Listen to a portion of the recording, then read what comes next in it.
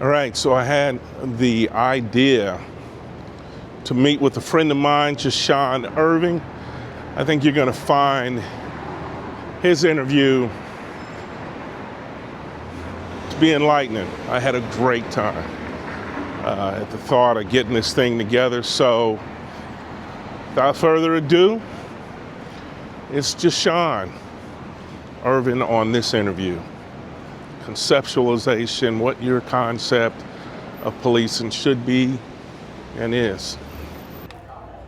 Let's see. So Jashon Ervin, Yep. retired Air Force vets. Tell us something about you. I mean, just a little bit. Well, so yeah, retired Air Force, 22 years Air Force. Wasn't my original plan, go Air Force, but I met the woman of my dream. Yeah. And her daddy said the only way you're gonna be able to take her from me is if you go to the Air Force. There it is. And then a career. And make a career, because he'd already been in. Yeah. And he said that was a good move, a smart move. They took real good care of his family, so he figured I'd do that and it'll take real good care of me and Brandy. And sure enough, he was dead on, and it's been a blessing. He's gone now. Yeah. But I forever grateful for him even bringing that up, because it wasn't even on my radar. Exactly. I was going to just, do what everybody else does, which just go to work, and work a job. But that Air Force move was a good one. And it's been a blessing. And you've got a son that just got out of the Air Force. Yeah. Had a real, we talked about that with that background, man. Was it crypto or? It was geospatial intelligence. That's it. Yeah. So basically satellite watching. Yeah. And relaying information back to decision makers from what they get on the satellite, so an analysis. Kind of like Jack Ryan. There you go. That's what I tell him. I said, Miles, are you Jack Ryan? Yeah. And Miles is out now, and he's in the private industry. In the private industry, in Qatar. Just got out, just moved to Qatar in the beginning of January. Yeah. And gonna do a year there, and then maybe move back to Hawaii. So yeah, he's doing good. Wow. All right, so now we're talking about perception, Sean. You were a recruiter. When I met you, you had finished, you had done, you're retired Air Force. This is great because I talk on issues involving recruiting for police officers. Having retired from that slot, I did almost 4 years in that, among other jobs in the police department, but that was my primary job as I was retiring for those last 4 years. Right. It's important, I know, to find qualified people for professions. You know that because you were looking for qualified people in the Air Force. Right. And even now. And even still now. looking for qualified people. Because you're in the private, you've got your own business That's now. right. That's right. And you want people in your organization to fit in your organization. Right. And not everybody can do that. That's true. Yeah. We can't have, and I often said, everybody can't be a police officer. Right. So I'm going to go with this. What's your overall perception of today's police officers? I think my overall perception is actually good. Okay, good. Despite of what you see kind of, on the mainstream, I think what gets advertised and publicized is always the negative. Yeah. And so I've always been a little bit more curious than cautious. Like, I don't trust everything I see on TV either. Yes. So usually there's more good than bad. You get snippets on the TV. You get snippets on TV. And what gets everybody roused up and gets you excited is not typically the good things that are going on. Nobody wants to hear that, unfortunately. Yeah. So we want to hear the negative, and we get caught up in that. And then now that puts a bad perception on a whole entity that's not fair. I don't think that's fair. Okay. So I think overall we're doing good. Okay. But just like anything else, there's always room for improvement. I agree on that. Yeah. All right, so what experiences have shaped your views on law enforcement, if you've had any? I have had some experience, and what I found out is, what I was always taught, from my parents, is one, treat people the way you want to be treated, and assume righteousness.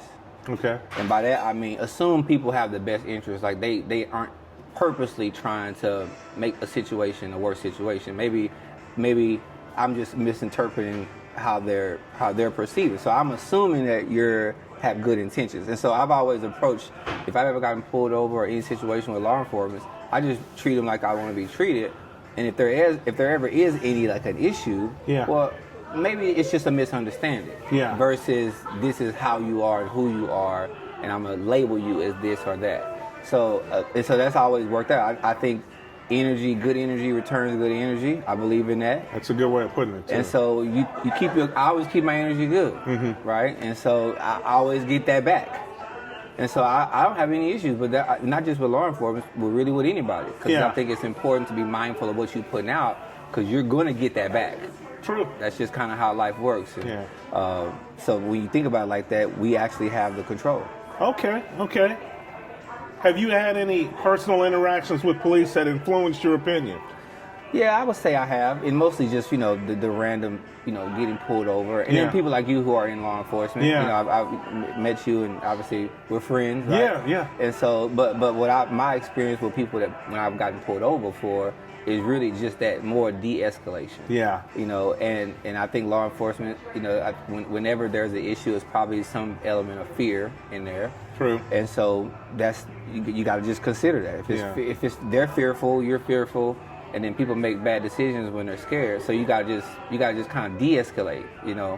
When a law enforcement officer comes to my window, I got a smile on my face. Yeah. I'm like, hey sir, my bad, you called me. I was going a little too fast. Yeah. And a lot of times, guess what? I get to get off with a warning.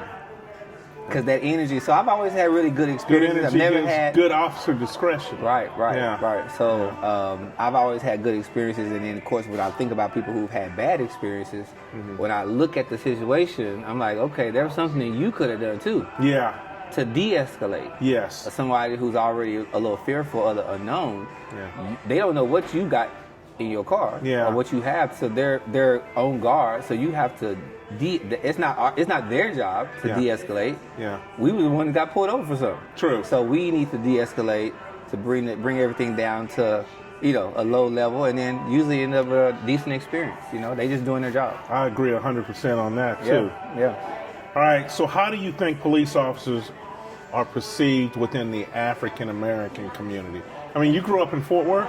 Go for Fort Worth. Yeah. So how do you think police are perceived? So when you look at us, how do they perceive? Well, I think the African American community are there's a little bit more. They're guarded. Yes.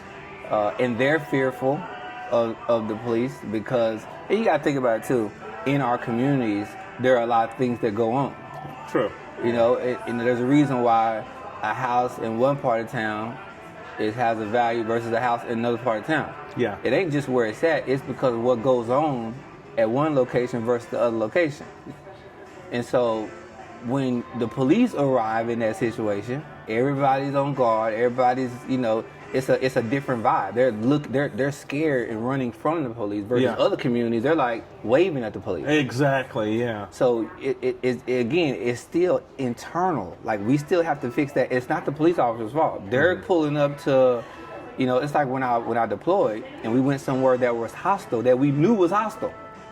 Well, we went in, on guard. Yeah. Because we were into a hostile territory, not because we think it's hostile. We know it's hostile just from the statistics. So, yes. But it ain't like we were looking to do something wrong in there or looking to start. But we were a little bit more on guard than we were if we went to a place here stateside, military going state. So it's just not. So it's that same. I think when they come to an area where that's known for issues or drugs and illegal things going on, there's going to be conflict naturally, but again, that's self-inflicted. That's something definitely to think about. Yeah. Let me ask you this, Sean. What qualities do you believe are essential for police officers to possess, to have? What makes a good police officer? What are some of the qualities you think you'd look for? Well, one, I'm going to say this every time. I really feel like we're one nation under God. Yes. Okay, that's our Constitution. And I really feel like you have to have a relationship. You need to have a relationship with God. Okay. And the reason why I say that is because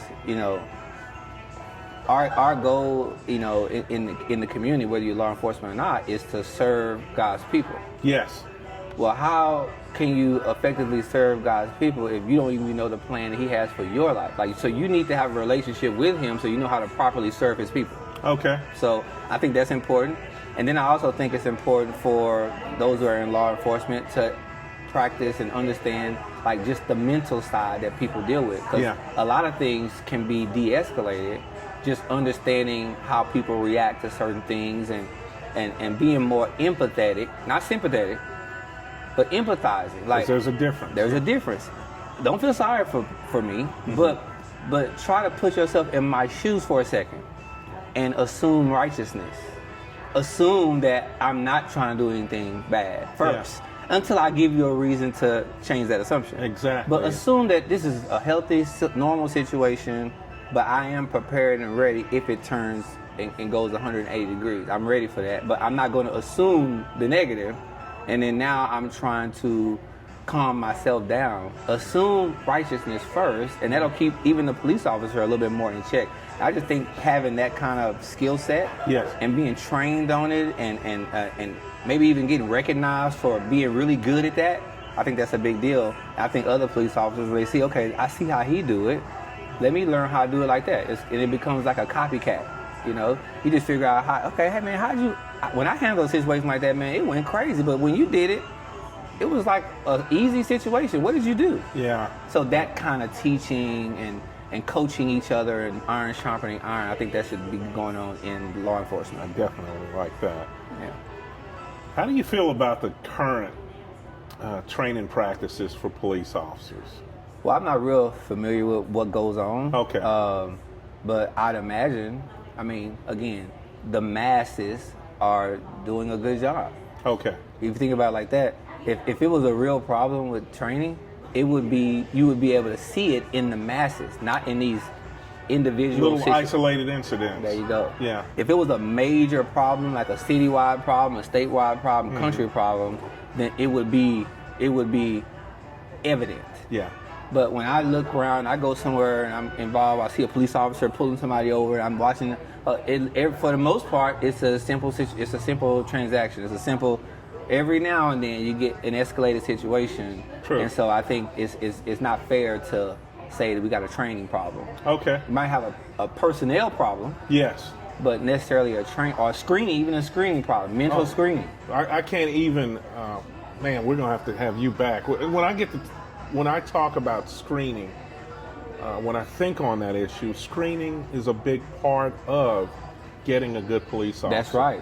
And it's the same thing for an Air Force member when you were recruiting. That's right. If they don't meet that standard, right? We don't need to talk anymore. That's right. Further, that's right. You know? Right. It don't mean that you can't ever be one. Exactly. But right at this time, it's not a good thing for you. Yeah. I need you to have some things developed because the stakes are so high. Yes. I can't risk you not being at your very best when you have to impact people who are probably not even close to their very best. Exactly. So you have to be at a higher level. You can't be at their level or below. Yeah. Because that's going to turn into a bad situation. So I need you to be at a high level. I need you to be educated. I need you to be articulate. I need you to be, have situational awareness, but also how to bring the levels down, not just be excited about when the levels go up. Those kind of things and then that be a quality in the department. Yeah. Like that guy right there ain't never had to pull his gun. Let's celebrate that guy. Yes. Why have you, because it ain't an accident that you had never had to pull your gun. Yeah. It's because you've been intentional about your own personal development. Mm-hmm. So you can come out here in the community and do a good job. Yeah. Excellent. What are your thoughts on the use of body cameras by police officers? I like it. I think it's a great level of accountability for the officer and the person that they're in contact with, because there's no more he said, she said. And there's no more, I thought this and I thought that. And it was so funny. I was watching a show on, I think it was Chicago Blue or something like that. It was just a TV show. And this officer had his gun drawn on a young man who was again, being hesitant to get out of the car and arguing back and forth with the officer. Again, it doesn't justify what happened, but he was very, vocal. Yeah. But he had his hands up, and he did not do anything, didn't move his hands. But the officer, in his mind, thought he moved, and he shot him like 7 times. And of course, that created this big uproar on the TV show because it was going around with what's going on at times. Yeah. And what happened was that officer honestly thought he moved. And he said, I'm justified in what I did, until he saw the body cam. And he said he didn't move. And he was blown away. So there was a mental issue going on. It was talking about a lot of stuff in that episode. Yeah. There was some mental, there was some fear, there was some, some things that you can kind of perceive, and you may make a decision based on a false perception, but that body cam brings everything back down to... It gives you a totally different element. It adds to it. It adds to it. So I think it's a positive thing. I think they need to make sure it's on all the time and not cut it on and off when it's convenient either. Oh, you can get in trouble for cutting it off. Okay, that's good to know. Yeah, you can. So what do you think about the concept of community policing? And that is officers just coming out, you know who your officers are, they're out in the community. It's not always an enforcement thing. They're making good contact with the public. Yeah, I think that's good. I think in any situation that you're in, whether it's you're an officer, whether you're in business, I think you should always be trying to build relationships. And relationships is really the secret sauce to like solving a lot of the world's problems. Yeah. It's just simply getting to know people at a personal level, and it ain't something that's kind of you can do overnight. It takes time to build relationships. Yeah. Right? It takes consistency and persistency. So if you're going to have community involvement, then actually be there, not just for the bad times, but also for the good times. Maybe even establish and set up some things. Sean. Set some things up. Hey, we're going to do this. We're meeting over here. Yeah. The police officers are hosting this thing. We got food. We got basketball. Come out. And it's like, oh, the Dallas PD is hosting some kind of event over in, wherever. Yeah. And, oh, that's cool. So, and then not doing it in reaction to a negative event and trying to Band-Aid it. Yeah. I'm talking about consistent and persistent community involvement. And many of the community police officers do that now. Yeah. I was a community police officer. Fort Worth is called an NPO, neighborhood patrol officer. Okay, yeah. And so, we were involved in a lot of that so that we could develop and nurture those relationships within the community. Right. Yeah. So let me ask you this, how should police officers approach their duties to ensure fairness and justice?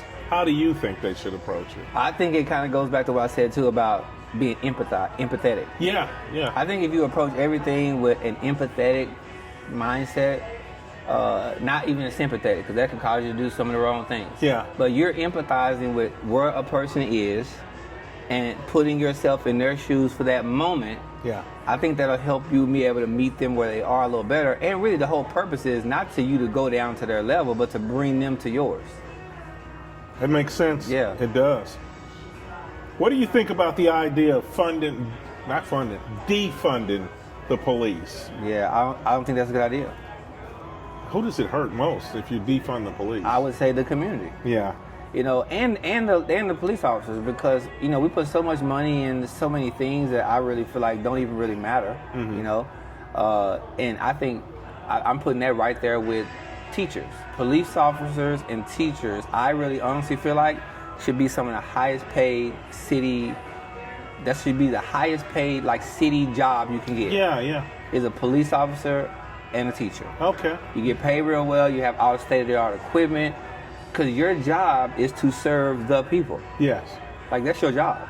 And I need you to have everything you need to be able to do that job very well. I don't need you to have raggedy equipment, cameras that don't work, weapons that are not, functional, body armor that's not. I need you to have the best of the best. Yeah. Because I want you to be able to go out there. Now, I need you to be the best of the best. Yes.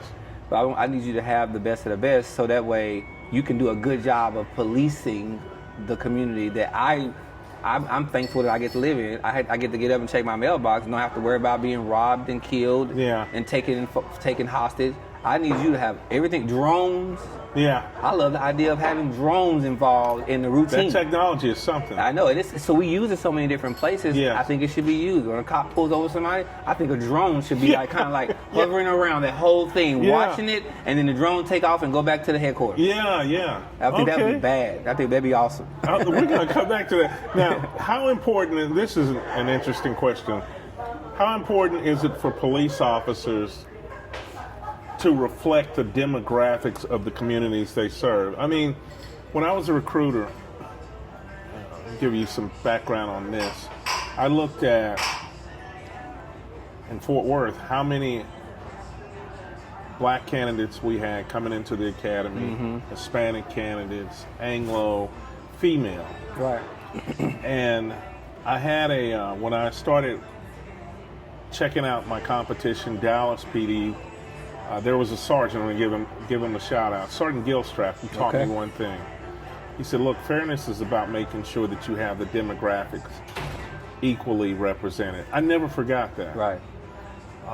I can't, in today's time, 2025, if I have a class of 40 and you're telling me that all you have is 3 black candidates or African American candidates in that academy class and maybe 4 Hispanics or Spanish speaking, and out of that group maybe 6 females, you can't convince me that we can't do better with that. Yeah. And stop telling me it's insulting to tell me, well, we can't, they don't want to come in, we can't find them.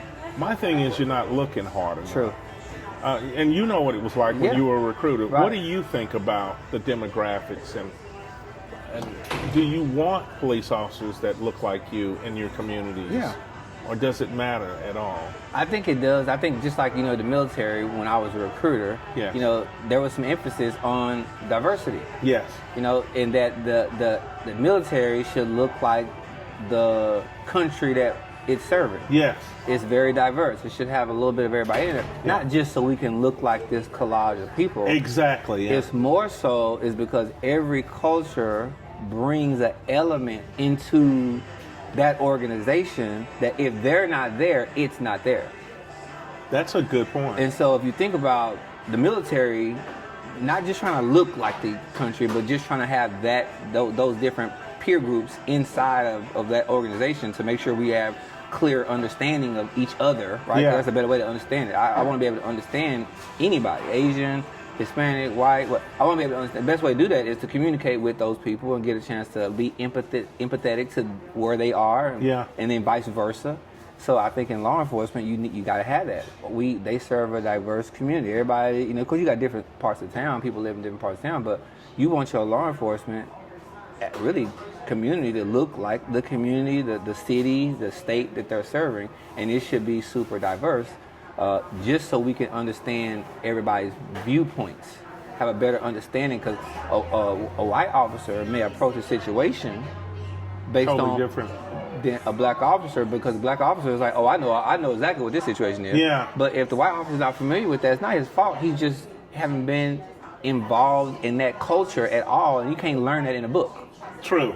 You can't teach somebody how to understand how to approach somebody in the hood. True. There's no class for that. Yeah. But you can learn a lesson from somebody who's been there, done that. Yeah. And now it becomes a each one, reach one, teach one. I like that too. So yeah, we got to be diverse. And look, it's not saying, when I used to travel, let's say I went into Atlanta and I was scheduled to speak, I did a lot of meet and greets at different colleges, seeking out those young people. Mm-hmm. I made a point of telling you, just because you look like me doesn't mean that you're going to wear this uniform. Right. Or be in this department. You have to meet the standard. Right. You have to be qualified. Right. And that's important, Yeah. Yeah. So. Yeah, big deal.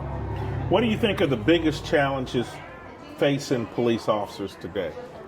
I think that last topic you just hit on is probably one of the biggest challenges. Yeah. Is just having that diversity and being very intentional about it. But I think the reason why it's such a challenge is because we are often reactive versus being proactive. So a very proactive approach to solving that big problem is talking and mentoring young kids, black, white, Hispanic, it don't matter where they're from. Yeah. While they're in school, while they're still trying to figure out what they want to be when they grow up. Yes. And they're very impressionable. Yes. And being in those environments and giving kids an idea you know what, I want to serve just like they think about coming to the military. You got military coming in and talk to the schools. Police officers should come in and talk to the schools. Yeah. And come there and just have fun and set up things just like military. And the reason why military do that is so when kids get older, they're like, hey, I want to go to the Air Force. They want to do it. Exactly. They're proud. They're excited. Yeah. They don't want to do everything everybody else is doing. They want to do something a little different. I think it'd be a smart idea for the law enforcement industry to start getting into the schools and creating excitement for young kids. That's a good point. At an early age. And now you don't have to try to make it diverse. It is diverse. It is. Yeah, you're absolutely right. Yes, I think that's the biggest problem, but I think that's a good fix, maybe a good start. How important is it, Sean? How important is transparency in law enforcement to you? I think it's very important. You know, so here's the deal. I think with law, most people just don't know the law. Yeah. And so we kind of can shoot ourselves in the foot, right? So I think, one, people need to kind of learn some of the law. I think it's probably a good idea for some of that stuff to be taught in school. Because there are a lot of laws that we just don't know, and we kind of shoot ourselves in the foot. But I think when law enforcement are out there, they got to be aware that some people just don't know some of these things, and I don't think it's fair to take advantage of what you know people don't know. Yeah. So I think it's good to be transparent in that area, but also just in terms of who you are and maybe the things that you're dealing with as a person. You need to be transparent about that with your commanding officer and things like that, and not go out there and make your situation, maybe somebody else's situation, worse, because you feel like, I can keep it to myself, I can handle it, I'm a man, I'm a woman, I can do what I want to do. Yeah. I think you should be more transparent about maybe where you are mentally, and if you need to sit these few plays out, you need to sit a few plays out. Yeah. Oh, how can police officers demonstrate empathy in their work? Because you touched on that earlier. Yeah, I think it just takes practice. Okay. You know, and somebody told me success in anything you do is always on the other side of your comfort zone. Mm-hmm. So if your goal is to be more empathetic and more understanding of where people are, then you should be intentional about getting in those situations. Yeah. Like go don't be, try to go over here and really try to have a better understanding of things that you don't understand. Mm-hmm. And that could be the only criteria, that I don't really understand it. Well, then now go seek out a better understanding, so when you're in situations, that empathetic part of your job is coming out naturally, because you kind of you get it. You know, you're not so fearful. Because we just fear what we don't understand. True. But if you have a better understanding now, you're not leaving a lot of room for fear. Well, let me ask you this. In your opinion, what does it mean to be a good police officer? We've talked about everything. I think you've got something to finish up with here. Yeah. I would say to me, to being a good police officer is, I think, the same definition of being a good man, good husband, good wife, good mother, good father. I think it's all about just personal development. Okay. And really understanding. Now, double down on the areas that you're strong at. That's good.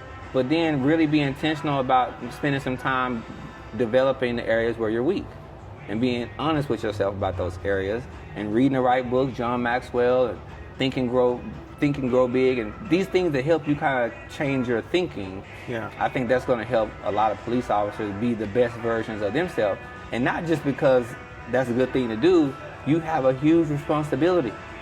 Like, we are relying on you. You're the one that is legally and equipped and armed to save the day. Yeah. Not just what's on your body, but what's also in your head.